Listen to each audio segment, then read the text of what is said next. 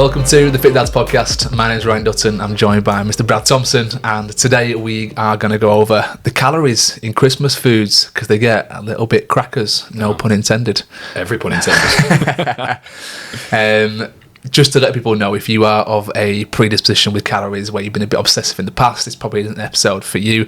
We obviously had our chat with SYEDA, and we'll definitely put a link below if you've had issues with calories before. But if you do want to know what foods to look out for if you're looking to kind of enjoy yourself over Christmas but not go too nuts and pick and choose wisely so that you don't upset your goals too much, then this could be a good episode for you. We're going to break down a lot of different things, probably give you some of the main calorific foods. I'm going to break down the dinner itself, the main one, the Christmas dinner, let you know kind of ingredient by ingredient where the calories are. And then just a few other bits that we think might be helpful with food as it comes to this kind of the black hole, we call it, don't we, between Christmas and New Year. We decided to do this episode because there was one food that really stood out for us. It's not a food, it's a drink actually, isn't it? Baileys. Yeah. It's always a shock when you see calories in Baileys and you go, how much Baileys is actually consumed around that Christmas period? Well, I told you one year I tracked my calories on Christmas Day, not because I was trying to restrict, so I was in any diet. I genuinely was interested, like how high can I get this number? Like how many calories can I physically consume? Hold my beer. Yeah, basically. Yeah. And so I just tracked everything pretty decisively. And the one thing I was shocked by at the end of the day was the Baileys. I do love a Baileys on Christmas, I'm not going to lie. I normally get given a bottle between Christmas and New Year to get down. Do you know how many calories are in a bottle of Baileys? The full bottle? What we're talking, like a litre? Well, the 750ml bottle, which is, you can get different sizes. 700, there's a 750 one, there's a litre one. Let's go middle of the range, 750. There's 2,400 calories in a bottle. I don't do well with these big numbers. You know, when they say like an industry's worth, like this is worth an estimated 7 billion, I'm like, what does that mean? Yeah. Like, I feel like I need the granular, like, what does that mean per person? What does that mean, like, per serving? Well, to put it this way, I've definitely polished off a bottle in a night. Yeah. Oh, yeah, definitely. Fair. I'm not going to lie. I respect that. I found out about a new type of Baileys, actually, recently. A new type? Terry's Chocolate Orange Baileys. That's dangerous. That. I thought you were going to say Aldi's own, seeing as we're now... do you know what theirs is called? Is it Ballyfield? Is it Ballyfield or... Bally something. Ballycastle. Ballycastle, that's right. Yeah, it is. Yeah. And I've tried that. Really nice. You probably wouldn't know too much of a difference. If you're looking for the cheaper option, Ballycastle's actually pretty decent, to be fair. Is this a proper partnership with Terry's Chocolate Orange, or is it just Chocolate Orange? No, I think it's flavoured? A partnership. Yeah, I think it's a partnership with them. Dangerous. Yeah. That's when Cadbury... It's like when Cadbury's teamed up with Oreos. I know. I've chose the worst year to quit drinking when this collaboration has come out. I can't imagine there being a zero Baileys anytime soon. No, I did definitely check. There's not. There's certain alcoholic companies that have just gone straight up no. Yeah. Like, you're not getting alcoholic whiskey. I think the whiskey industry is like gone straight line. Not for us. I think there might be one actually. Sorry, I think there might be one, but I haven't tried it. Maybe I get it over Christmas. I'm curious to know the process that it goes through to make it non-alcoholic. Oh, do you not know? No. So they brew it as they normally do. Right. Or they distill it or whatever. And then at the end, especially in beer, they distill the alcohol out. Oh. So they make it as a normal beer. Right. And they distill the alcohol out. That's how they do it. Never knew that. I think there's a little bit more to it generally and some other things that happen, but that's actually how it happens, yeah. Something new every day. So, should we start with the Christmas dinner? What's in the Christmas dinner? Well, generally, depends how big it is, I guess. Yeah. I mean, the range is somewhere between 1,200 to 2,000 calories, and depending on portion sizes, size, desserts. I'll be honest with you, I reckon mine's probably looking more like 2.5. For context, are we thinking, have you seen the king size plates at Toby Carvery? This is my working class brain trying to contextualise it. A king size plate at Toby Carvery's, that is my standard Christmas dinner. Absolutely. As a first course. I'll be ready for more. Yeah. What do you have as a starter, Naomi, in your house? Oh, we're classic. We're prawn cocktail. Oh, same. Yeah. 100%. I'm so happy you said that. You don't want to go too big, do you? Like, I think we tried patty one year. And we were like, this is shit. It's not the same, is it? We're bothered. Yeah, my mum likes pate. It almost feels like, I don't know. It's like a palate cleanser before you even need it. You know, because you think it's nice and refreshing before I dive face deep into beef. Who makes the prawn cocktail in your house? Well, past couple of years we've all contributed. So whoever's house we go to will be like, you bring starters. You know, whoever's hosting will do the main, and then somebody else will bring desserts. It's a nice way to just cool. spread it out. So, I like that. So me and Amy for the past couple of years have done prawn cocktail, so it's close to my heart now. Is it? Okay, talk me through your prawn cocktail, because this is very important to me. I'm not a prawn cocktail connoisseur, but I wouldn't say I'm far off. Okay. I love a prawn cocktail. I want to know the recipe. So I say we. Okay. I'm about 10%. You're the sous chef. I'm the sous chef who passes things to the main. What do you pass? I pass prawns. I pass. What kind of prawns? Lettuce. Mate, I couldn't tell you. Massive ones. King Is prawns. it? Okay, gross. Yeah, Okay, some proper cool. king prawns. But from the past few years, we've done like the little diddy prawns. Yeah. The combination. All right, so we'll do big king prawns Yeah. and some diddy ones in there just to sprinkle it in. But I always thought this is my council estate seafood sauce. Tomato ketchup and mayo. Oh no, you can't be doing that. That's what I thought it was, Brad, right? you've ruined it. That's what I thought it was. That's not what we do now. Oh, is it not? Because Okay. Amy's classier than what I am. That doesn't work, by the way. That if you try and mix it, it's like some weird gone off tomato sauce in my eyes. That was the last real food paradigm shift that I had, figuring out that seafood sauce is actually a thing, and it's not just combining Heinz tomato You can ketchup make and it not elements. far off, but it normally just tastes like gone off tomato sauce. Yeah, it does. I'm glad you mentioned a combination of prawns, because I like 3 different prawns. Yeah. You know, I like the kind of your general frozen prawns, the little ones. Okay. I do mix them with the king prawns, and that goes in like the main bit. And to give you an idea of how I do mine, so I actually do mine in gin glasses. So I get a big gin glass, and everything goes in top. Yeah. So mixture of prawns, which are the kind of what they call them, like freshwater prawns. Yeah. Get some king prawns in there, and as a decoration on the outside of the gin glass, I go for your big, prawns with the shell on. Yeah. 3 of those on the good. outside, almost like hanging off the outside. Okay. Secret ingredient, I think, in a prawn cocktail is avocado. I thought you were going to bleep that out. Secret ingredient is. No, for me, it's a game changer. Is got it? Got to have some really Okay. soft, obviously well ripe avocado in there, and some really like the quality of the sauce is so important. M&S do a fantastic one. So M&S seafood sauce. Okay. So M&S, is it? I always get this wrong. Is it Marie Rose or Rosemary? Marie Rose. Marie Rose. Yeah. M&S Marie Rose sauce, that is absolutely... They do a seafood one, but it's a little bit different, slightly different to the Marie Rose. And then, if you want to really spice it up, and it was my mum that told me this, and this is with the original prawn cocktail recipe from like years and years ago, always had peaches in it. Have you ever had it with peaches in? No. So it's quite a nice... It's unique. If you're used to a normal prawn cocktail, it's different, but it does taste really nice. It goes really well. Do you know what? I've just out of curiosity, I've just Googled prawn cocktail, and there's a fair few that have got like avocado fingers in there, chives as well, and a little bit of like that's is interesting. that paprika on top as well? Oh no, not Slice of paprika. lemon. No, I'll get get it. it too fancy now. I can get into that. Can I'm you? not gonna, like, Really? yeah, Paprika. Like, I feel like I'm really sorry, Mum. I'm about to like fully sound like I'm slagging my mum off.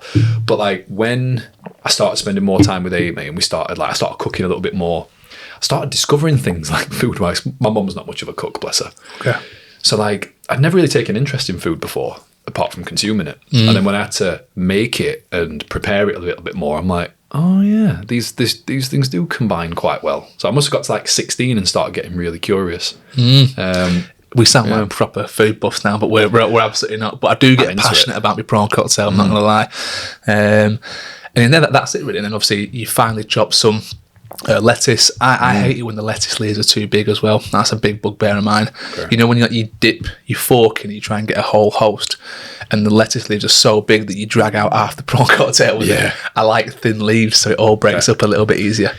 I've just searched it. Served in a glass. It was the most popular hors d'oeuvre in Great Britain as well as in the United States from the 1960s to the late 1980s. Have you ever seen how you spell hors d'oeuvres? Does it begin with an O? No. What does it begin with? I'll show you now. It's weird. I know it's a French word. If you asked me to spell it, I wouldn't be sure. Looks like becomes it's a silent D, isn't it? Yeah. Hors d'oeuvres. Anyway, that's learn something new every day, Ryan. Do you know what I had recently though? We went to, where did we go? Oh, it was last year. We went to Spain, Mijas, and we were in one of those like old school Spanish restaurants, and there was a prawn cocktail on there. I thought, oh, brilliant, I'm gonna have that. And it came proper old school. Do you ever used to have those prawn cocktails where it came with like blue water at the bottom? I've never seen this. Have you not seen them? Blue water? I can't. People who've had it will know exactly what I'm talking about. Okay. Anyone who doesn't understand it, well, just type in prawn cocktail with blue water. Am I Jamie today? Am I Joe Rogan? Yeah, pull it up, Jamie. Sometimes it came with like red, but it was like a coloured water, and it always came with like a little. How would you describe it? It's like a toothpick with like a little umbrella on top, or like some tassels, some like tinsel style tassels. Why can't I spell? It's not hard to spell blue water. Have you seen it? No. Type in prawn cocktail from the 90s or something like that. Prawn cocktail from 90s. I feel like a lot of stuff in 90s were like radioactive. It looks that way. But I think they use food colouring, and they used to put like this weird blue stuff. Is anything coming up? No. Is it not? No. How does Jamie do this from Joe Rogan? This is really hard. You're sacked, Brad. I need a Jamie instead. This is really hard. But it's very old school. Anyway, in this restaurant, they served it like that, and I was like, this is so old school. I've not seen it presented like this for a long, long time. Back in the day, all the restaurants used to do it that way. And then everyone got a bit fancy with the gin glasses. There. Because what other starters for Christmas dinner have you had in the past? So I'm thinking... Soup. Again, we've mentioned pate soup. Soup's good. Soup's filling, though. Do you know what we did one year? I think it wasn't last year, it was the year before. We went too fancy with the prawn cocktail. And there was a client who was telling me that they did like a soup course in between the starter and the main. And I was like, that's a brilliant idea. That me being me just went OTT, brought out like a chopping board of piled up bread, and everyone just ate all this bread, dipped it in the soup, and they basically had the starter, had this massive soup dish. The main meal came and no one was that hungry. No one really finished it. I know, we killed it. So we got the soup dish out of there. What else do we have for a starter? I think around the house, they're the kind of main ones, aren't they? Like, you can go a bit fancier with stuff, and restaurants will all normally do like, I don't know, fucking quail's eggs or something. You saying fucking quail's eggs in a Manc accent were amazing. I'm not doing quail's eggs. I mean, you're mad. Yeah, I've seen a few here, like smoked salmon, but it almost looks like, again, like hors d'oeuvres. Like, look at that, horseradish, creme fraiche, and beetroot. This is so far removed from it is like how I grew up. Yeah, it's like a what would you call it? Like an appetizer, like something that goes around the tray. Christmas soup. Have you heard about this before? What's Christmas soup?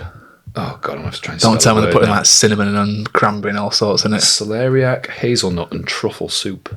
That sounds minging. I'm not gonna lie. Spicy roasted parsnip. No, not for me. That no, nah, not for me. Should we get on to pigs in blankets? That's great. So obviously it's about calories, right? So I'm going to break it down food by food. If you're looking at an approximate 150 grams of turkey, it's probably going to be about 240 calories. Gravy, 100 ml, which I think for me is on the lower side. I like mine swimming. 100 ml is 50 to 70 calories, so let's double that up for me at like 50 to 140, so 100 to 140. Potatoes actually get really good. Generally, if you were to just boil some potatoes straight off the bat, nothing in there, they're really good. I mean, you can have 300 grams of potato and it only comes out at like 250 calories. It's generally lower in calories than it is actually than it weighs. Yeah. For the sake of the listener as well, like for anyone who doesn't quite understand why you can have such a high volume of something like potatoes or something that's really whole food, it is, some foods are like that, aren't they? They're really not so much high in fibre, but potatoes wise, I don't know, some foods seem to be really, really effective. You can eat quite a lot, but for not many calories. Well, 3 medium potatoes on the plate with all the fats and the oils and all the best they've soaked up is coming out at like 100 calories per potato, maybe slightly more per potato, per medium potato. I have at least 8. I'm going to say, so you could be talking somewhere in the region of maybe 600 to 800 calories just in potatoes with all the oils. But I'm not going to lie, If they don't come with the oil, don't put them on the plate on Christmas dinner. That's fair. Yeah. I'll send them back. I don't want boiled potatoes. You know what I mean? I want them crispy. I want them dripping. Stuffing. 100 grams. I think that's probably about a rough size for most people. Yeah, it's coming at around 300 calories. Yorkshire pudding, one medium Yorkshire pudding is roughly around 100 to 120 calories. I'm having at least 3 of those on Christmas, depending on size. If it's one big one, I don't mind that by itself, but we tend to get the Aunt Bessie's like medium sized ones. So let's probably put that at like 200 to 300 calories in Yorkshire puddings. Vegetables, again, by themselves, not bad, but you're talking butters, you're talking oils, all the good stuff that makes it taste amazing. We're definitely getting honey roasted parsnips, by the way. If my Christmas dinner don't come with honey roasted parsnips, I'm sending them back. All those things coming out at like between 30 to 60 calories, but the honey roasted parsnips, you're probably talking somewhere around 200 calories. Accompaniments, so things like cranberry sauce, 2 tablespoons of that is still 50 calories. Bread sauce, do you have bread sauce on yours? When I was doing some research for this, I saw bread sauce and I'm like, I don't have enough bread sauce, but my dad does that occasionally. He likes the bread sauce. What's a quarter of a cup? What's that? That's a weird measurement, isn't it? It's American, isn't it? Americans do everything by half. Yeah. I feel like I've slagged off America a lot for these past few episodes. I'm really sorry. Yeah, if you ever try and get what is it they call it? An ETSA? What the visa that they call, what do they call it? ESTA. ESTA. If you ever try and get an ESTA, mate, that's been revoked already. No, Trump's been listening. They'll definitely go back. He definitely hasn't. Pigs in blankets. Ooh. 1,000 calories for Ryan. You're looking for 2 pieces. It's about 220 calories. All right. Okay. So it's not. I want at lext 4. Yeah, agree. So you're looking 500 calories. Worth it. Yeah, worth it. 500 calories. Dessert. What do you tend to go for dessert? Dessert. Now, I will try Christmas pudding if it's there. No, not for me. I really will. No. Yeah, I don't know. I like the traditional aspect of it. Do you bring it out and then light it up? Yeah, we have done. Like Amy's auntie and uncle are great for this, where they've made theirs in the past. I don't think they've done it this year, but they've made theirs in the past, and I've never really been into it, like doing it myself, but because it's a proper effort. And if you're going to do it, like, it is amazing. Like, it's really, really good, and they will just. I can appreciate the effort that goes into it, but yeah. Alcohol in food for me, I'm not a massive fan of that. It looks mint though, and we set it on fire. I think it's like fireworks for me. It's a novelty thing. You know what I mean? We're just all sat watching a cake burn. Yeah. Do you know what has made an appearance recently? Like these chocolate bombs. I've seen the ones where you just pour like a little bit of sauce on it. That's right. They seem very. I think it's because they resemble like a bauble. They seem really festive. I get that. Yeah. What about you? What's your? What do we normally have? We do an M&S shop basically. So every year we'll usually get our usual bits. Starters, because we know what we're having for our starter, we know what we're having for our main. It's pretty straightforward, right? Yeah. We always leave the dessert open, and we tend to go, and they change every year, don't they, depending on what's hot. So we'll usually get some kind of chocolate cake, something like that. What have we had in the past? Like souffles, like fancy souffles. I think we got one that was like almost looked like a bit of a Christmas pudding style souffle. Okay. What else have we had? Oh, one of the best ones we had. How would you describe this? It was like a mould of an acorn, and they were basically upside down. You had to like push them out, and the bottom was like I'm going to sound like one of these MasterChef guys. It was a buttery biscuit base. I don't think you can quote him anymore, mate. I think he's been in too much bother for that. Yeah. And then it was chocolate around the bottom. And then there was like a mousse on top in the shape of an acorn. And as you cut into the mousse, there was like a nice gooey chocolate filling. That was one of the best ones. It come in a pack of like 6, I think. And I think there was only 5 of us one year, so I doubled up. That's it. That's the one. Yes. Yeah, you've got it. I've just searched M&S dessert foods. Yeah, that was it. Is it out again this year? That I think so. Oh mate, I'm getting that one. Yule log. You bother about a Yule log? Yeah, I love a Yule log. I wouldn't have it as my main dessert, but it's one of them things like I'll put it in the fridge, and like after maybe 2 or 3 hours has passed, I'm like, Anything else knocking about downstairs? Got to go again, haven't you? Yeah. They've got a Colin the Caterpillar Christmas. I'm sorry, I'm not having that. Go on, show me. He does look quite cosy, to be honest. Fucking hell. Have a look at that. So imagine a Colin the Caterpillar with like a rug on his back. Yeah. And the rug is just like a Christmas jumper. Yeah. And he's got a Christmas hat on. Does he normally have his tongue out like that? No, it's a bit... They've gone a bit weird, haven't they? He's got like... And he's got... I mean, what's he got on his... Have he got Christmas socks on there? I think so, yeah. And then at the bottom he's got some kind of weird Christmas glove on his arse. Yeah, has got a Christmas glove on his arse. It's not even in the right place, that. That's a weird one, that. I'm just seeing if there's any more like Christmassy ingredients there. I don't think there is. Madagascan vanilla cheese. Oh, hang on. Like I said, mate, M&S will always pull out something that's just a little bit special. Made with Irish double and whipping cream. Oh, do you know what? This is the loophole in Christmas because I've quit drinking, right? Yeah. But how much do I try and incorporate some booze into my desserts? Because that, for me, it technically doesn't count. Right, other M&S desserts. This is my territory now. Mince pies. I know you do like a mince pie, Ryan. Freezer pleasers. They've got a section for freezer pleasers. This is genius. What's a They've freezer got a pleaser? Frozen. Oh, this looks good. Is this turning into like another Christmas food review? Yeah. Yeah, I mean, this is coming out around Christmas time, so why not? They've got a frozen trifle caked Alaska. You ever tried a baked Alaska? I don't think I have, no. I'm sure we did. I'm sure we had it when we went to Peacock at Barlow. I'm sure I had a Was the one there? Yeah, Did you I'm bring, sure what is a baked? Talk me through it. What is it? It's basically, Have you got a picture of it there? Yeah, let me have a look. Baked Alaska. It is weird. It shouldn't work. Like, the laws of physics say it shouldn't work. All right. It's got ice cream in the middle, and it's got like almost like a macaroon. Is it meringue on the outside? Yeah, meringue on the top. But it looks like it shouldn't work. Like, it's like hot and cold at the same time. But it's like how. I'll be honest. Right up my street, that. I like a Viennetta. Is it called a Viennetta? I like a Viennetta. I don't think they're warm, Ryan. But I know it does look like. Yeah. Is that warm? Is it? Yeah. So on the outside it's warm, but the inside is cold. How Which does hurts that my teeth every time I how eat does it. Not But I melt don't in care. the middle? Exactly. Magic. Do you put it in the oven then? I mean, it's called a baked Alaska, so I imagine so. I can't work that out. Maybe it's something in the meringue that holds the heat on the outside and doesn't let it get in. But yeah, I'm pretty certain it goes in the oven. Yeah, heat the oven. Whisk the eggs, remove the ice cream from the freezer 10 minutes before you assemble. Yeah, I do like that. Oh, that's pretty sick. Anyway, there's the education of baked Alaska today. I can imagine if you leave it for too long, it's going to melt. Yeah, but I like desserts like that. Knowing they're just a bit. I mean, again, I've gone down a rabbit hole now, mate. They've got panettone. Nah, I'm not having panettone. No chance. I don't mind a bit of panettone, mate. Yeah, I like a bit of panettone. Disappointed me. Well, I've got a list here. Obviously, we're in the calories. I've got a list of other foods, Christmas style foods that are really high in calories. Mince pies are up there.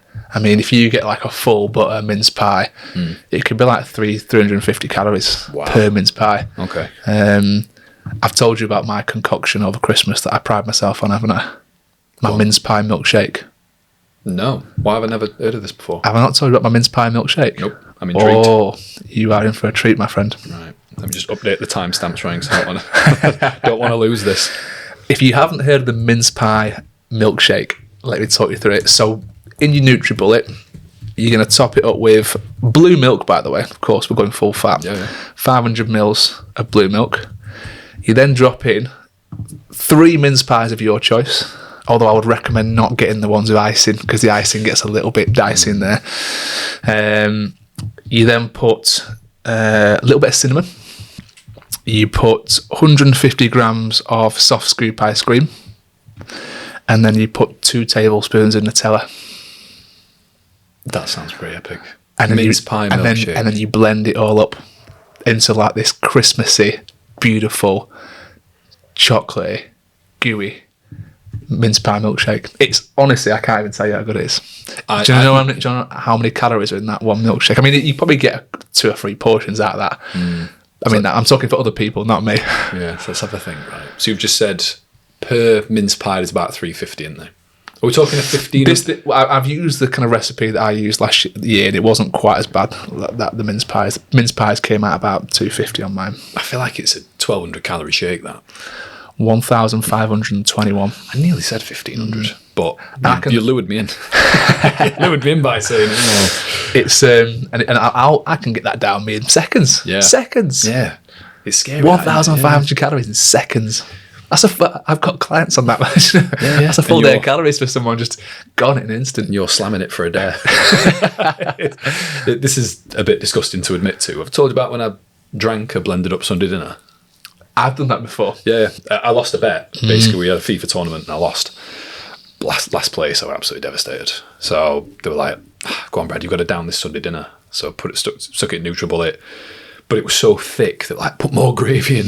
And as a northerner, you think, oh, that's great, but no. I'm not gonna lie, I've done that before and quite enjoyed it. Did you? Yeah, but my issue was I had a really bad mouth infection around Christmas. And basically we've been talking about before because my missus, I think, has got the same thing as what I had. So she can only eat like mashed potato, she can only eat like yogurt, stuff like that. So I was living on that stuff. This was going back, God, it must be over 10 years ago now.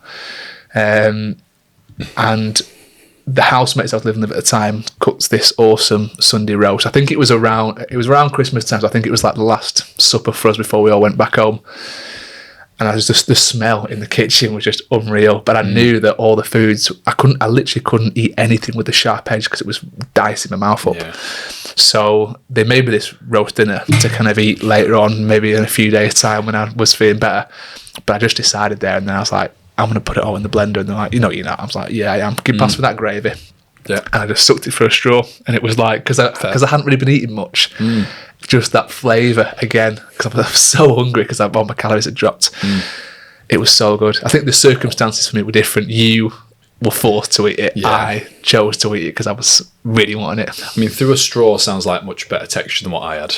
Mine were like, yeah, it's what I imagine a shoey tastes like in Australia. Well, I had to buy. I couldn't do it for a normal straw. Yeah. If everyone knows, they don't do them anymore, but those Crush'ems, you know KFC Crush'ems, they used to come with really thick straws. I remember using one of those. I used one of those really thick KFC Crush'em straws to get it up. Fair.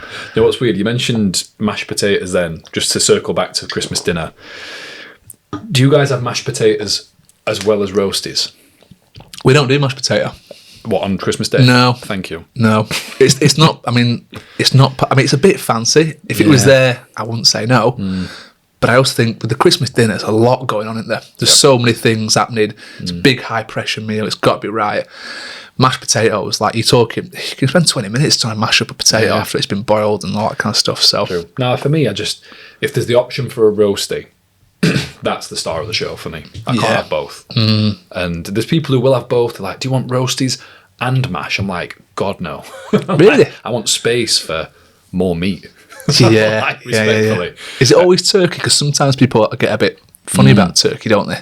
Yeah, I mean, we've experimented with. There's always a turkey there. There always is, even if it's an emergency freezer turkey, but ideally not.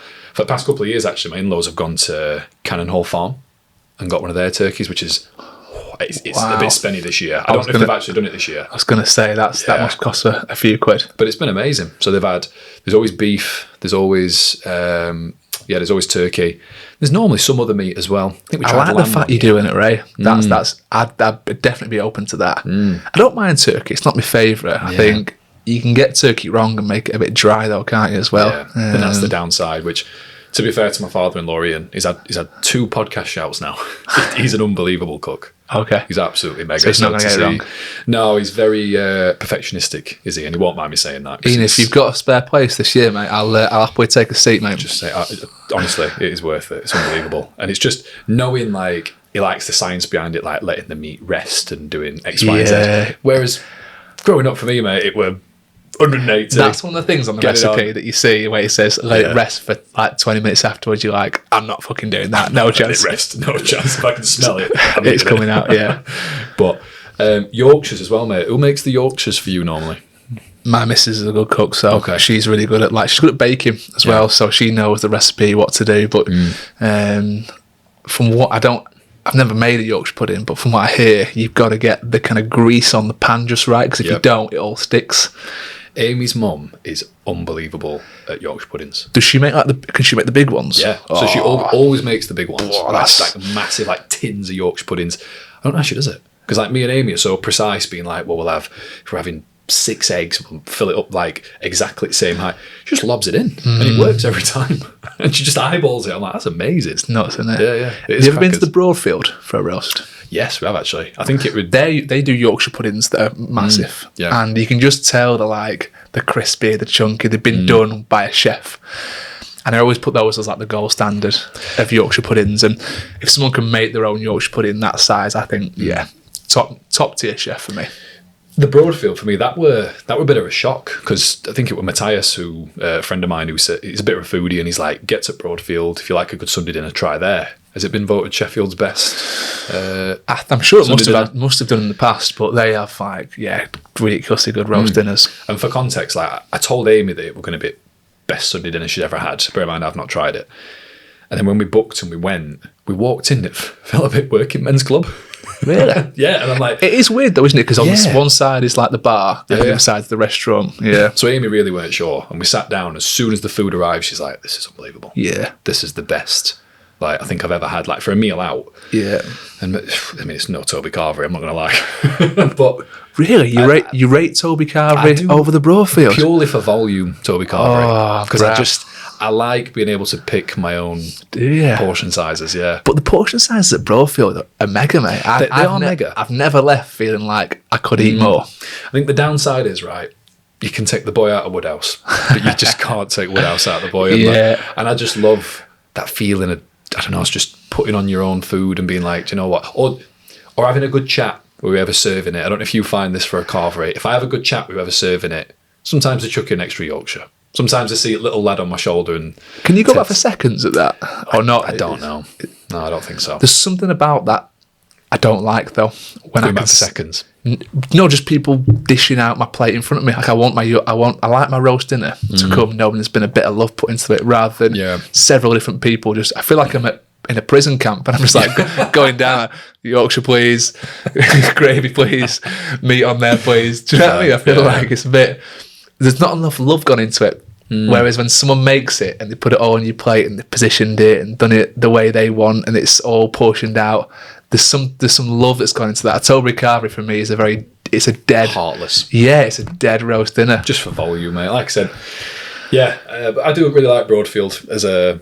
I feel like I don't want to, like, I don't know, masquerade a Sunday dinner, like a Christmas dinner as a Sunday dinner. Well, it's basically the same thing. It is, and I suppose the differentiating things are pigs in blankets, cranberry sauce, sprouts. You a sprouts man? Yeah, I don't mind a sprout actually. I don't like a plain. I was having this chat with a client the other day. I was like, "How do you like your sprouts?" They were like, barely cooked, hard. Like, you know, what's the right word they used? Not sour, but like depressing. just. They like a proper sprout. I like mine fully boiled all the way through. Like, I want it soft. I want to be able to put my knife into it and it just sieve all the way through. They were like, no, I want to feel that crunch in the middle. I was like, oh no.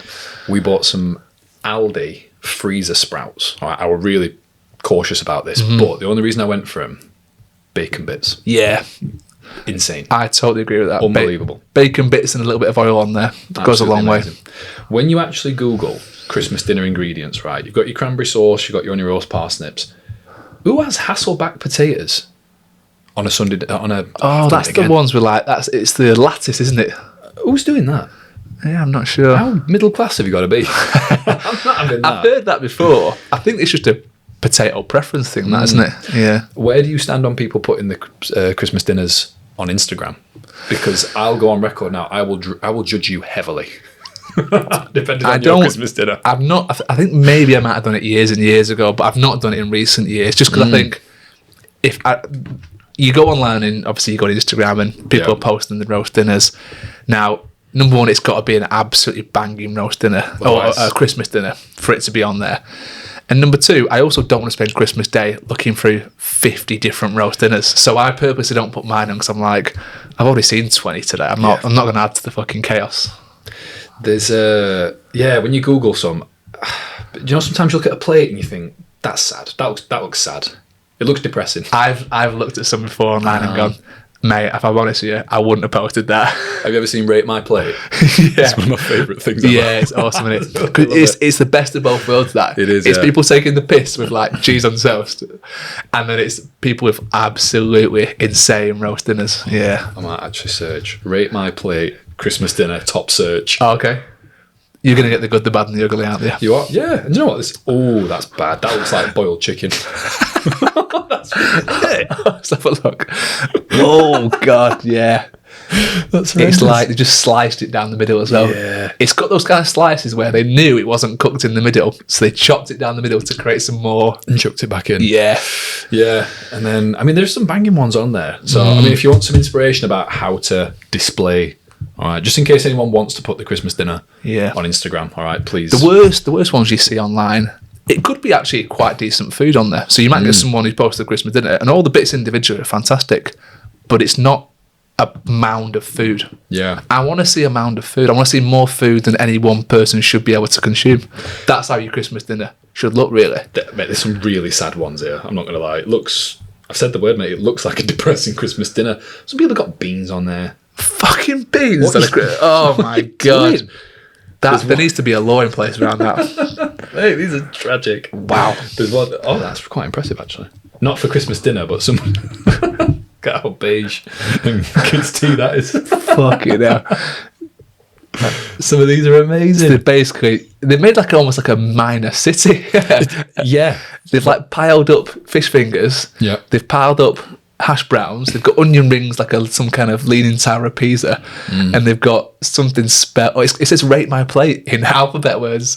I respect it. for creativity. That's 10 out of 10. I've gone down a rabbit hole, mate. Some of these are absolutely horrendous. Rate My Christmas. I like comments as well. The comments never fail. I just love. You know, sometimes you see a post and you go straight to comments. Yeah, 100%. Like, I need to see some really funny stuff here. And the best comments are, "I couldn't run to the comments any quicker." And do you know what? Fair play to. I know there's some chefs or some companies who actually do Christmas dinners for people who maybe are on their own, or they do like delivery services. I don't know if you've seen these. I actually have a mate who went to uni with who does exactly this. Yeah. He started you're going to love this. He started a company called Roastman Pat. That is unbelievable. Who is this person? He was. They need a knighthood. He was honestly. He was one of the most switched on guys I knew at uni. I'm going to give him a shout out. Dan Jones, also known as De Rossi. He was one of those guys at uni. No one actually knew his real name. He was just known as De Rossi, and he was known as De Rossi because of the footballer. He was like, I can't remember what he did. I think it was a bit before my time. He was a bit older than me, but that's what he was known as. He moved down to London and he started this delivery service of Sunday roasts. And around Christmas time, I think he does like Christmas dinners. So deliver Christmas dinners, and he's got a whole kitchen set up. It's an awesome little business. He's had like loads of celebs buy it as well, because I think he saw a gap in the market of like you can order everything online. You can order any takeaway you want, but you can't order a Christmas like a Sunday roast. That's true. That's amazing. And what a name, Roastman Pat. What a guy. It's fantastic. I love that. That's absolutely amazing. Does he drive around in a red van? I think it's in the back of I'm going to assume it's like either a car. I don't think it's a red van. I don't think they've gone that Hollywood of it. I'd definitely carry around like a plush, black and white cat. That will be an awesome advertisement, wouldn't it? Yeah. Eye-catching. If only there was a theme tune you could use. Copyrighted, I guess. Yeah, but that's unbelievable. Good business, that, isn't it? I always think that as well. Like Christmas is such a hard time for a lot of people because it's like it drudges up a lot of memories and stuff. And if people are on their own, you know, some people want to be on their own. Yeah, but they might still want that Christmas. Might still want that Christmas dinner. Yeah. So I think what an amazing thing that Great as well. idea, And oh mate, I'm in awe. I'm in awe of Dan Jones. Fair play, De Rossi. That's unbelievable. If you listen to this, go and check him out. Roastman Pat online. I think they've got a decent following. That's insane. Yeah, he's on Instagram. I mean, fair play, Roastman Pat. Is there any Christmas nightmares that you've had in terms of calories? Because we've still not actually revealed what your day's worth of calories were on the day. Oh, do you know what? Yeah, that's a good point. So I tracked it all, and I got to 5,600 calories I got to. And I think that last 600 calories, I was just chucking celebrations in for fun. And I remember getting to the point where I'm not sure if I was actually sick, but there was a moment in the day where I could have been sick. There's no doubt about that. You know, when you start watching the Christmas films at the end, And I'm putting these celebrations in. I think it was a combination of the volume of food that I'd eaten, and if you eat too much chocolate, you feel a bit sick, don't you? Yeah. And I genuinely thought, I'm going to be sick here. I could feel it, like that churny feeling happening in my stomach, and I just literally put the celebrations away, and I was like, that's it, I'm done. But yeah, 5,600, which made me appreciate. Do you know when you hear about strongmen and bodybuilders eating 10,000 calories a day? I was like, and that's not just one day, that's every single day. How do they do that?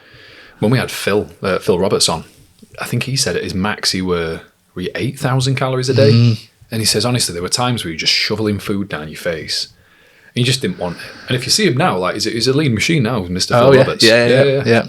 Well, I remember watching a documentary about Eddie Hall, and his missus had said that she used to help him cook all his meals, and she'd get a pack of streaky bacon, and let's say she was cooking him a chili or some kind of meal, she'd hide a pack of streaky bacon inside his food, so she'd just chop it up with the scissors into small pieces and mix it in with everything else, so you've got an extra 1,000 calories in that pack of bacon just in there straight away. Wow.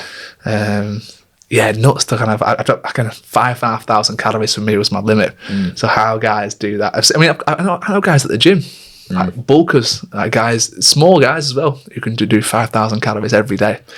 I find it mesmerising where, like, the first time I ever did a bulk, I remember getting to like 3,500 calories, which I thought was a lot at the time, and I just weren't budging. So I went up and up and up, and at my max I'm having like 4,300, and that were hard. Yeah, I really struggled with that, but I were moving a lot. Like I were doing like 7 or 8 sessions a day.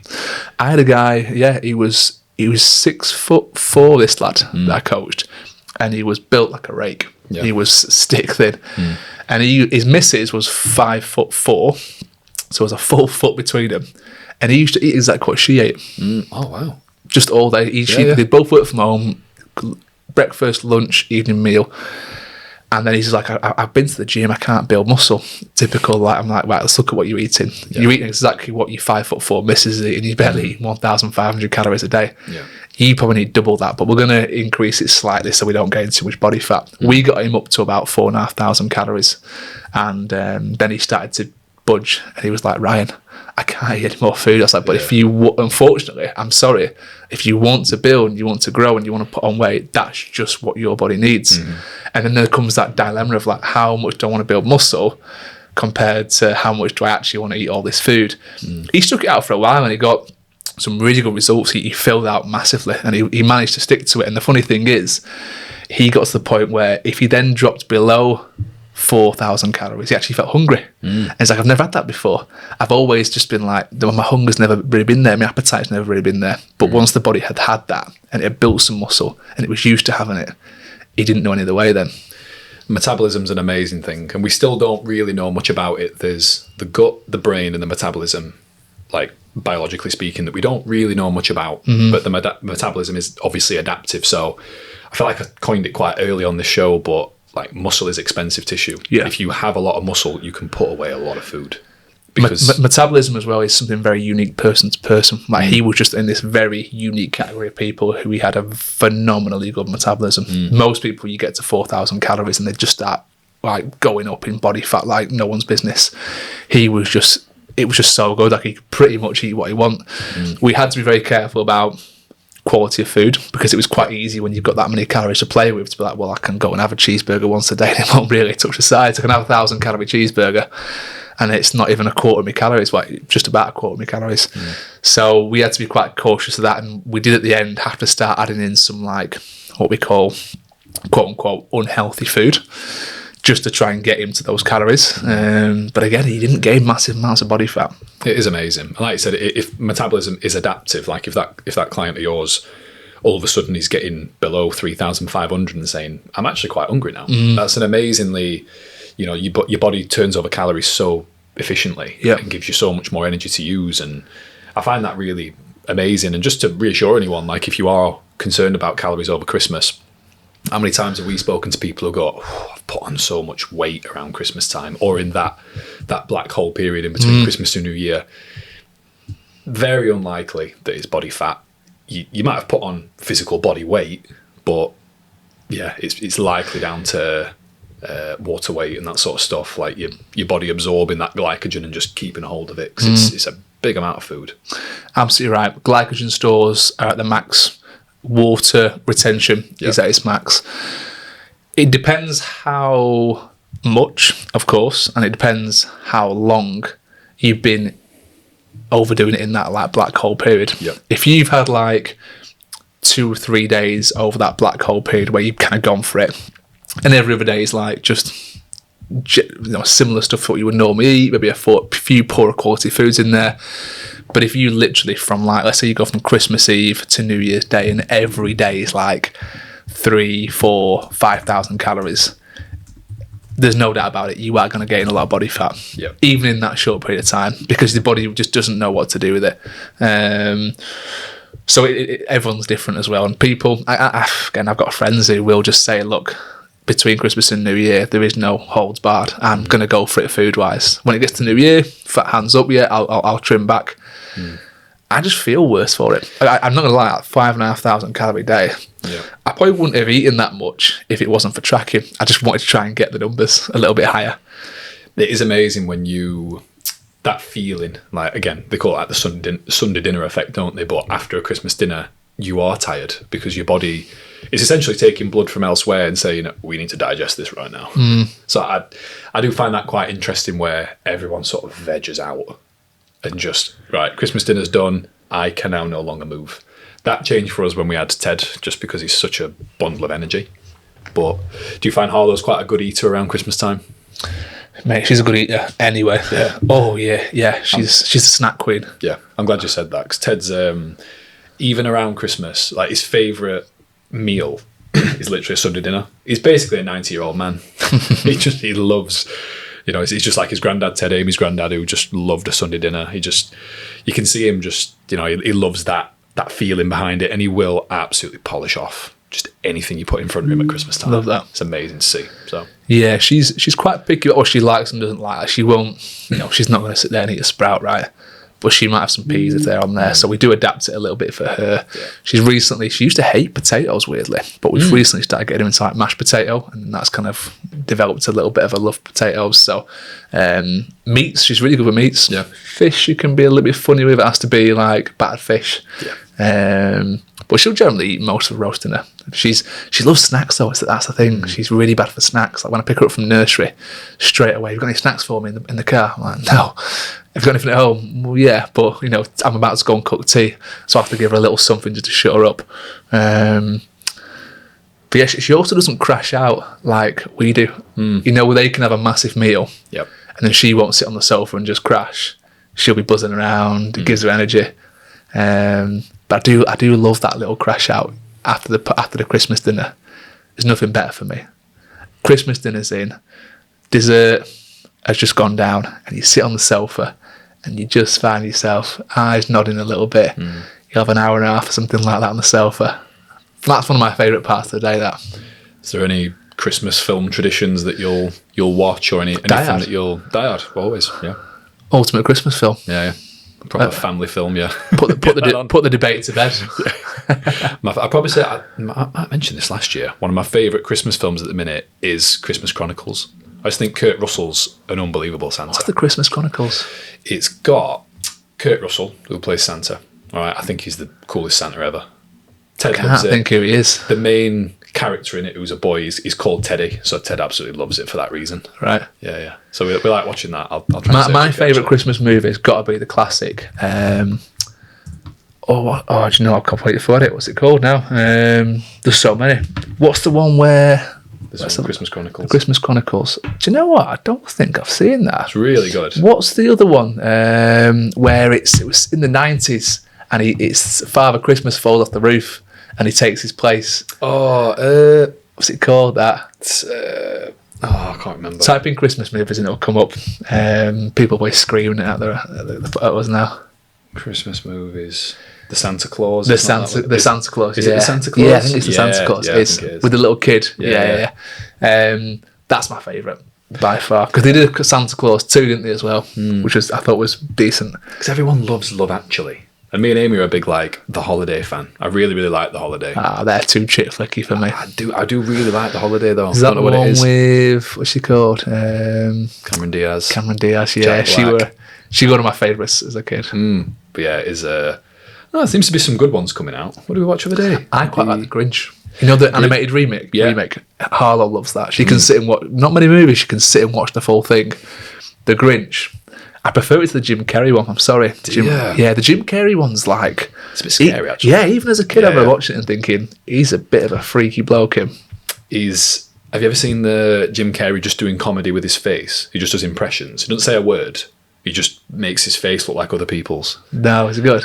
It's unbelievable. Okay. Like, for how talented that man is. He's got really funny bones. Well, he was a stand-up, wasn't he? That's how he got into it. But he's amazing. He was a comedian. And I'll try and find it you and send it you over, because it is mad. Christmas horror films, Gremlins. Is that really a Christmas film? You do normally get Gremlins coming out. There's a Christmas horror film called Violent Night. That's amazing. Violent Night. Violent Night. What an amazing name for a film. That's insane. What a name for a film. I love a pun. But yeah, any other Christmas traditions that you like? The only other Christmas tradition... I was actually having a chat with Amy about this. Like, what is our Christmas tradition? Like, what do we do every year? And the only thing we've done consistently over the past few years is here in Norfolk Park, at the other end of the park, they do like a carol service, which is quite nice. So they get a bit of a brass band that come down, everyone sings carols, they hand out hymn sheets. Harlow loves it. There's like lots of kids running around as well, so you feel like she's quite safe, she can go and run around. But apart from that, we haven't really got like something we do. Like, I always try and get a bit of a game involved. This little kind of cupboard I've got in the bathroom is absolutely full of like just those naff games that you buy. You know the ones, have you seen the one where what's some of my favourite ones? So it's like, imagine like, it's like a wooden T shape. Yeah. And on each end is like a little ring hanging off a string. Yep. And you have to swing the ring and hook it on the hook. But the thing is, we do it every year. When we used to do it with Baileys. So we'd top a shot glass up with Baileys, and every time you hook it on, you move it towards the other person. When they hook it on, you move it back. And you've got to hook enough on in a row that it moves down these like little positions until it gets to them and they have to drink it. Fair. I've done that with my friends with like vodka and stuff as well, and that gets a little bit dicey. What's another one? There's that one where it's like a little, almost looks like a little bit of a wooden board with walls. It's a bit like air hockey. Yeah. But instead of like the air, you've got an elastic band attached to 2 points, and you put the little, it's almost like a checkers circle, and you have to flick it through a little hole in the middle. And you flick these little checkers through the hole into their section. So imagine a board, a rectangular board, and you've got a wooden strip through the middle, and that wooden strip in the middle's got a little hole in it. Oh, so you have to try and flick through. You have to flick the wooden checkers through that little hole into their bit, and once you get all your checkers into their bit, you win. And so it's proper frantic, because you're getting everyone's firing it through the hole. It's good. It sounds like a game on the cube. Yeah, it's a little bit. It really does, yeah. It's proper frantic. But then this is probably one thing that Instagram's really good for, because it gives you some ideas where, especially for kids, have you seen the one where you put a coin in the middle and you get, seen these little like sticky hands? Yeah, that's right. Yeah, you have to be the first one to get it and like drag it back. Yeah. I keep seeing little games like that I just think, I think your mindset changes when you're a dad, because you've got to think like, right, what's going to be really entertaining? What are they going to love to do? Because Teddy's getting into like Dobble and Uno, but he's a shit loser. Oh, okay. So he's just not very good at losing. And I don't want to beat that out of him. I've said it before. I want him to be competitive, but he's got to be a graceful winner. Sorry, a graceful loser. And a graceful winner, because he's a shit winner as well. He lets you know about it. He lets you know. Yeah. So yeah, loser, I think we're trying to, loser. Genuinely, he'll just walk around and be like, "That's you. That's you. Big L. L on his head. Big L on your head." Another game that we quite like is Box Ballin'. Have you heard of that? Yeah. Is it the one where you put it on your head? Yeah. I've got one. I bought that last year. So it hooks up to the TV. And do you know what I didn't realise though? I thought in the ball there was like a little chip. There's not, is there? No, it goes off sound. Yeah. So me and my brother one time, we had a team game against a couple of the, like, I think it was my older brother and my dad. And what I got him to do was I got him to like, just do that. Really? And we doubled up the points, and they didn't suss it out. So as I was punching, he was going, "Come on, Ryan, come on!" Like, do you know, like almost like willing me on. Yeah. But it was counting the box. So he wouldn't do it so much that it was like, but noticeable. Yeah, but he like, just come on, like, yeah, come on, throw an extra couple in there. So yeah, if you want to cheat on box bowling, get your mate to like. Okay. Give a few of those. Right, I hope my father-in-law doesn't listen to this before Christmas, because I'm definitely doing that. Yeah, good little cheat that. Fair. Any other notes from you, mate? What have we got written down Christmas here? calories and crackers Christmas calories. Crackers Christmas calories. I guess mulled wine is on the heavy side. You know, you can get up to 350 calories in a glass of mulled wine. Do you know what I do like as well? A mulled wine. What do they call it? They call it a glue vine. Do you know what a glue vine is? Glue vine. A glue vine is mulled wine with a shot of, what do they put in it? Is it amaretto? I'm just watching you struggle here, mate. I've got the internet. Yeah, what's it called? What do they call it? A glue vine. Yeah, they sometimes put a shot of whiskey in there, but I think it's another alcohol, another liquor that they put in. Do you know what? It just tells me it's mulled wine, and I know it's not. Variants glue vine. Yeah, glue vine is you have like a shot or something in there. I can't remember what it is. Is glue vine the same as mulled rum? wine? No, it's not rum. Brandy. It's brandy. Yeah, shot of brandy in there. Yes. So it's mulled wine with a shot of brandy. That's what glue vine is. I think with the glue vine there, you can be talking. I mean, I say like 350, 400 calories, but that's like a meal. In terms of some of the things we spoke about, it's not that much, but that's actually a meal for a lot of people, isn't it? 400 calories. True. I genuinely, I keep seeing German foods or like Scandinavian foods, like that part of the world, and I've never been. But annoyingly, that's where my heritage is, and I feel like one day I'm going to go and explore that area. Your heritage is where? Like Norway. Is it really? Yeah. So I'd love to go like do you know what? Scandinavia. I can see that actually. Yeah, you've got a bit of a Scandinavian look about you. Have I ever told you the ancestry test that we did? No. So me and Amy, I did it first, and then Amy was intrigued, but mine come back like Norwegian basically, and there's this one district in Norway where my like DNA is quite prominent. Okay. So I said to Amy, I'd love to go to that region. I imagine it's really weird to go to and be like, everyone looks like you. Yeah, everyone's like, oh, this is a bit strange. Or you'd expect everyone to look like you. Yeah, and then obviously as it goes, they sort of migrated into Scotland and Ireland and stuff, which is fair. Whereas Amy's were a little bit. I thought Amy's would be really interesting. Was it now? A little bit of Belgian, mostly English. Yeah. Yeah. Did I tell you that I did? Did I tell you that I did one? No. What did yours come back up? It was like something like 93% Northwest England. I was like, I am as classic Northern as you can imagine. Like, yeah. But my dad told me something interesting. It was like, so when the kind of Vikings, the Norwegians basically invaded the UK back in the day, one of the main places they docked was around Liverpool, and specifically the Formby area, and he grew up in Formby.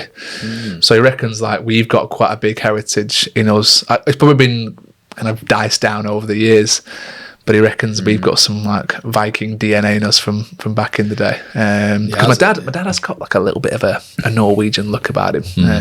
It's weird because like, I don't know, I find it quite interesting. And I'm like, I'd love to go there one day.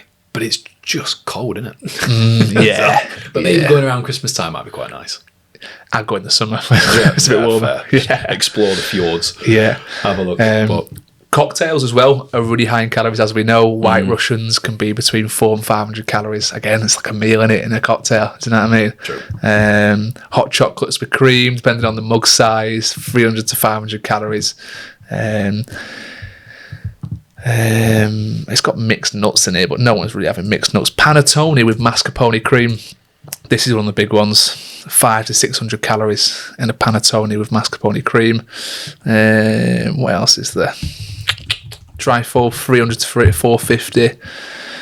I feel like I'm just reeling them off now, but to be honest with you, if people want these things, they're still going to have them, aren't they? Let's be honest. But there's a few things just to kind of keep in mind. I think the main ones are Christmas puddings, fruit cakes, 300 to 400 calories. Mince pies are high. We've talked about eggnog and liqueurs, Bailey's there, ones to look out for. Stuffing's not too bad. Pigs in blankets within reason, but no one has them within reason, so definitely ones to look out for. And I guess the final one that I want to mention is cheese boards. How have we gone nearly an hour without mentioning cheese boards. Yeah. I can't believe that. Because cheese boards, I think, are the killer, because cheese boards come out at the end of the night, don't they? Mm-hmm.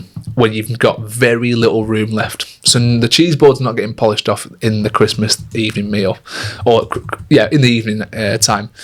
So it ends up lasting a full week, doesn't it? So the cheese board is something you come back to over the week, and that's where a lot of the calories are. Like if you have a decent serving of like crackers, cheese, chutneys, you can be talking 600 to 800 calories just on the cheese board. I'm glad you said servings as well. Like special mention for Christmas servings, because the servings on back of packets, no one does that. It's always like at least 1.5 times more. Around Christmas foods shouldn't come with a serving size, because no one's having your average serving size, and the average serving size is always way lower than what everyone consumes. Yeah. So be careful with cheese boards, I would say, because obviously have them. Do you know what I mean? But be careful about coming back to them over that kind of coming week, because that can be, again, we talk about that fat gain. Yeah. That's just direct fat that can be used and put into fat cells. You're a blue cheese fan as well? Fuck no. No chance, mate. I love it. I absolutely love it, because no one else likes it. I was just sort of left with it when I was a kid. I think we've got actually some mould in the bathroom. Do you want me to bring? I can bring that down for you if you want, and I can spread that on a cracker and a bit of cheese. I don't know if it is mould, mate. I think they're actually. Oh, they got cheese mites in there. You heard of cheese mites before? It's mould, mate. I know about cheese mites, and I don't care. It's mould. You eat a mouldy food. It's going off. But it tastes nice. But it's mould. I know, but it's nice. So nice. We're not going to agree on this one, are we? We're not. Oh, is it our first disagreement on the pod? I'm disappointed you don't like blue cheese. I'm disappointed you like eating mould. Like I said, we've got some in our bathroom, mate. It needs sorting, actually. I need to get the guy around for it. I can scrape on some crackers if you want. Yeah, scrape it off, mate. Put some chutney on it. Anyone who likes blue cheese, I've got no comprehension of how you eat that shit. My thing is, right, because our house was so busy as a kid, everyone left the blue cheese, and I'm like, wonder what that's like. So it's very nostalgic of having something to myself that no one else liked. It's the smell for me. It's straight away when I put it to my nose. It's just too. I don't even want to call it aromatic, because it's just not. It's too gone off. Because we watched I'm a Celebrity this year, and one of the guys he scranned a fermented egg. All right, just hole in one, bang, ate it, no problem at all. And Amy's like, you'd be good at that, wouldn't you? I'm like, yeah. Really? My dad did that. You looked at a fermented egg and went, I'll have a bit of that. No, because it's a delicacy. I think I'd appreciate that it's like a bush delicacy. And I'd be like, yeah, I'd have that. It's mould, mate. You like gone off food. All right. Food that's a bit mouldy. I've got some bread downstairs as well, I reckon. I can send you on with that if you want. I can just see T-shirts coming now, like Fit Dad's Christmas special. It's just mould, mate. It's just mould, mate. I don't, honestly, I can't get mad around how people like blue cheese. We will, if we've hosted Christmas for the last 7 years now, so I've always got some blue cheese in, because I know the people have it. But I actually, do you know when I put it on the cheese board? I segregate it away from all the other cheeses. All the cheeses that I like, I put on one side of the board, and I'll put crackers in the middle, so there's no crossover. I don't want any cross contamination. I don't want any mould on the cheese I like. That's how strongly I feel about blue cheese. Do you know what it is amazing on as well? Blue cheese. If ever you can make a blue cheese sauce on a burger, it's the most insanely tasting thing you'll ever have in your life. One way to ruin an awesome burger: put blue cheese on it. It's amazing. Right. We're going to have to agree to disagree on this. It might be the first thing we've been quite strongly opinionated on. Do you know what doesn't help? I'm absolutely starving. I'm so hungry. Yeah. I feel like I don't know if I made it this far. We had to off. The whole podcast has been about food on it. Yeah. All the best things around Christmas. I mean, I've got a meeting in about half an hour, and I'm just gonna eat. You've seen Beardsmeatsfood? The YouTube channel. I regularly eat my dinner watching Beardsmeatsfood. He's an anomaly, isn't he? Because he's unbelievable. He's not like a big guy either. Beardsmeatsfood. He just train hard though. Does he? Does he? He does. Okay. I've seen him recently in some vests, and I'm like, okay. He knows how to train. He knows how to train, yeah. Okay. Yeah. But he's not training off the amount of calories that he consumes in those videos. No, but I've heard his tactics where he just doesn't eat for a couple of days before, or eats very little. The only issue with not eating though is your stomach shrinks, doesn't it? I don't know his actual tactics. I mean, I think his name's Adam. So, Adam, I'd love to talk to you. I really, really would. He'd be a great guest to have on, wouldn't he? Unbelievable. And if anyone wants to pester Beardsmeatsfood, just keep atting him and being like, you should tag the fit dads. to these guys. Tag the fit dads. They love food. They love food. But I wouldn't want to do him at an eating competition. Oh, God, no. He's unbelievable, isn't he? Some of the plates of food that get put in front of him and how he puts that away, it's almost like biologically impossible. Do you know what I mean? I look at him and his size and his stomach, and I'm thinking, there's no way that volume of food fits inside you. Strange. Yeah, he's an anomaly. But speaking of guests, I mean, we want to get some decent guests on next year, don't we? So we mentioned it maybe in some of our previous episodes. If you've got anyone that you think would be great to have on the podcast, we're on the hunt for January guests, February guests, people that are of interest. Drop us a comment, social media, DM. We're definitely up for some more interesting people. Absolutely. And just people who can add value as well. Like if there's any, whether they're parents, whether they've got a great message, just let us know, because we're keen to give them a platform to chat. Absolutely. Anything else you want to add on to this episode? Again, probably just to signpost SYEDA for anyone who maybe is struggling with, we've spoken a lot about indulging there and enjoying ourselves, but I'm well aware how difficult this can be. So if someone's maybe made it through this episode, or been a bit triggered maybe, or maybe feels a bit triggered, just know that the South Yorkshire Eating Disorder Association, they've got loads of free trainings. We had Kirsty and Sophie on episode 98, I think it was, and they were fantastic, and they're always looking for ways that they can help people. So and it's not just they are there. It's not just for, like, we think of eating disorders as like anorexia, bulimia, stuff like that, but they have a lot of people that go to them with binge eating issues. So definitely check those guys out for sure. 100%. And even just to, like I said, just let us know. Send us a picture of your Christmas dinner. We'll do a Fit Dads Rate Your Plate. We'd love to do that. Tag us in. If you do end up going to social media and you do share it, tag us in it and we'll give you a rating. Know that I will judge you very harshly. So be aware. Beware.